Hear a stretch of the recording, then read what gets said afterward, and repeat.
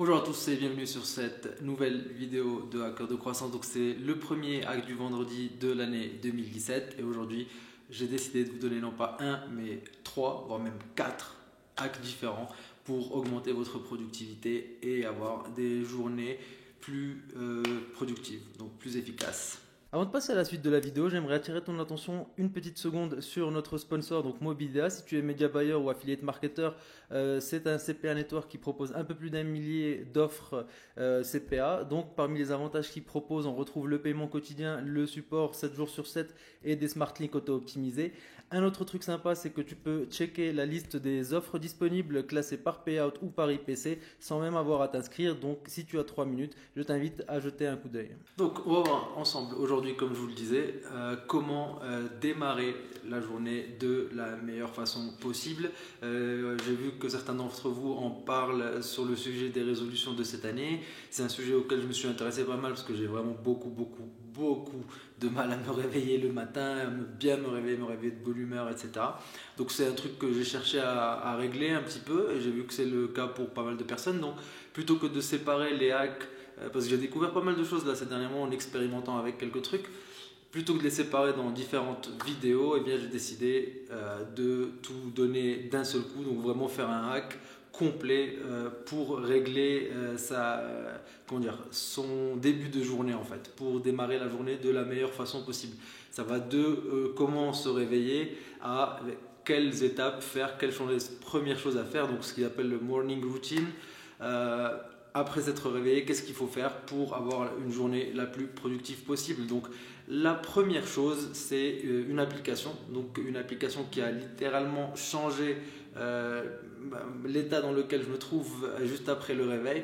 Alors le truc, c'est que j'ai pas envie évidemment de faire des grandes déclarations et pas pouvoir les backer derrière. Donc c'est un truc que je teste depuis un mois. Et honnêtement, j'ai vu ça sur Business Insider, je crois, ou Tech Insider. Il y avait un article sur l'application. Et j'ai été voir, j'ai lu toutes les reviews, etc. Donc les reviews top 5 sur 5, tout le monde disait que c'était absolument génial et efficace et que ça fonctionnait comme c'était promis. Donc j'ai décidé de le tester. Donc ça fait maintenant bientôt un mois que je teste. L'application s'appelle Sleep Cycle, donc elle existe pour iPhone et pour Android.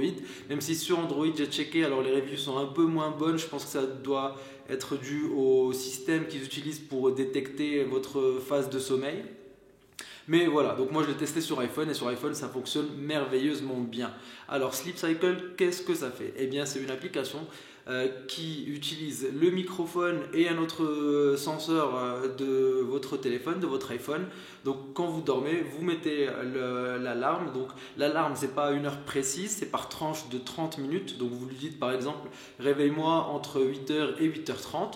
Et donc l'application, qu'est-ce qu'elle fait? Eh bien toute la nuit, elle va monitorer vos phases de sommeil. Donc si vous êtes dans un sommeil profond, ou si vous êtes dans un sommeil plus léger. Et donc entre les horaires que vous lui avez donnés, donc on garde l'exemple de 8h et 8h30, donc si le moment où votre sommeil est le plus léger c'est à 8h17, et bien c'est à 8h17 que l'alarme va se déclencher. Donc on peut être perplexe, évidemment, je l'étais aussi au début. Je me disais, bon, ok, comment ils vont faire sans que ce soit sur mon corps qui détecte mon rythme cardiaque ou je sais pas quoi pour savoir dans quelle phase de sommeil je suis. Eh bien, visiblement, ça marche, j'ai testé. Ils utilisent le senseur du micro et un autre truc de Apple Health, je crois. Donc, et ça marche vraiment merveilleusement bien. Je vous jure qu'on se réveille de façon... Je me réveille nickel, je me lève, j'ouvre les yeux, je sens pas que j'ai été brusquement réveillé ou des choses comme ça, comme c'était le cas avant.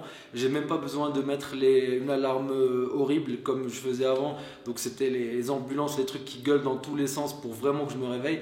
Là j'ai pas raté une seule fois le réveil alors que la mélodie est plutôt douce et progressive. Donc elle vous réveille tout doucement quoi. C'est vraiment un changement radical par rapport à l'alarme classique telle que je l'utilisais avant. Je vous conseille vivement de l'utiliser. C'est gratuit. Il y a une option premium, je crois, à 4$ ou 5$ l'année.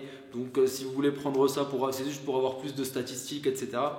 Mais globalement, la fonctionnalité principale, le corps de l'application est entièrement gratuit. Donc je vous conseille vivement d'utiliser ce truc et vous me direz si ça a fonctionné pour vous ou pas. Mais en tout cas, selon les reviews et les feedbacks qu'on a lus, Ils ont eu des articles sur Forbes, Inc., Wired, Tech Insiders, etc.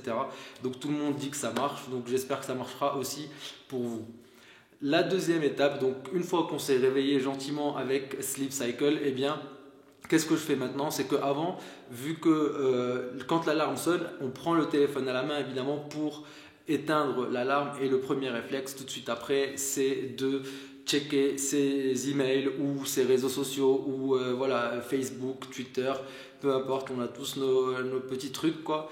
Mais donc c'était vraiment le premier truc qu'on faisait, donc on est directement dans quelles notifications j'ai eu, quels emails j'ai eu, qu'est-ce qui s'est passé sur le forum, les statistiques, etc. Donc on regarde des choses qui nous stressent en fait, qui envoient notre cerveau à 100 à l'heure directement après le réveil. On est déjà en mode stress, peut-être qu'il y a un email qui parle d'un problème, etc. Eh bien, je ne fais absolument plus ça. Je coupe l'alarme et je repose le téléphone. Qu'est-ce que je fais à la place? Eh bien, ça, vous n'êtes pas obligé de le faire, mais bon, avec l'âge, on commence à se préoccuper un petit peu plus de son corps. Donc, ce que je fais, c'est que je m'étire dans le lit.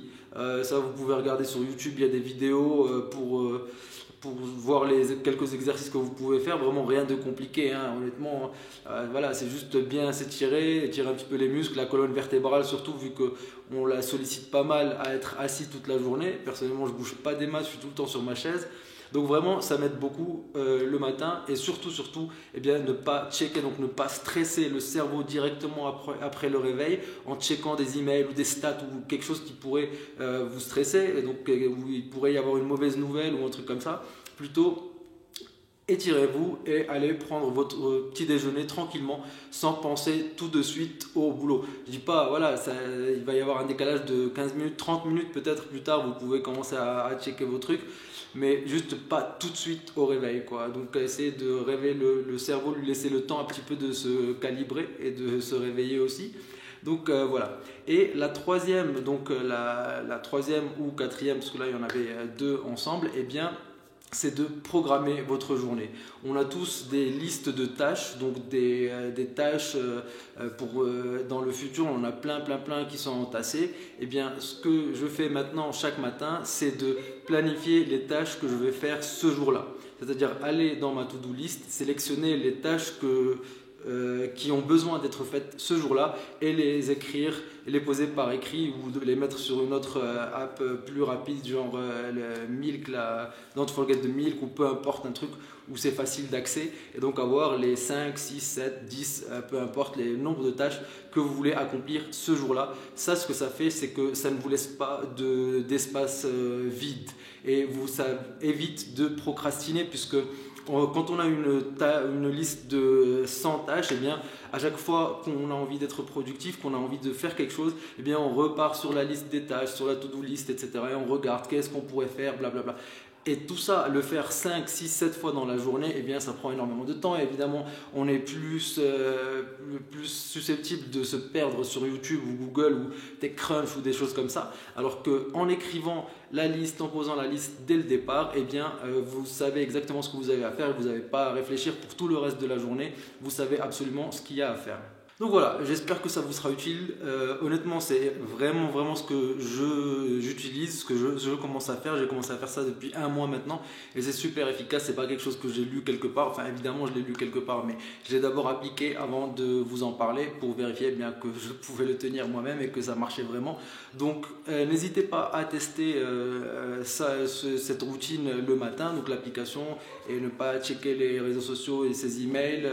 Et puis voilà, essayer de s'étirer un petit peu, comme je disais, et surtout écrire, planifier votre journée, poser par écrit toute la liste des tâches que vous souhaitez accomplir ce jour-là pour ne plus avoir à redécider et à recogiter que faire durant la journée. Voilà. Donc voilà, j'espère que ça vous a plu. Je vous souhaite un très bon week-end. Si vous avez aimé la vidéo, n'hésitez pas à liker, souscrire, tout ça. Il y a des boutons partout si vous regardez sur YouTube. Si vous regardez sur le forum, j'attends vos commentaires. Si vous avez d'autres techniques ou vous connaissez d'autres applications ou d'autres routines, d'autres petits hacks qui pourraient aider à améliorer ce dont je viens de parler, eh bien n'hésitez pas à le partager, ça fait toujours plaisir. Donc voilà, eh bien je vous souhaite une bonne journée, un très bon week-end et à très bientôt. Ciao ciao.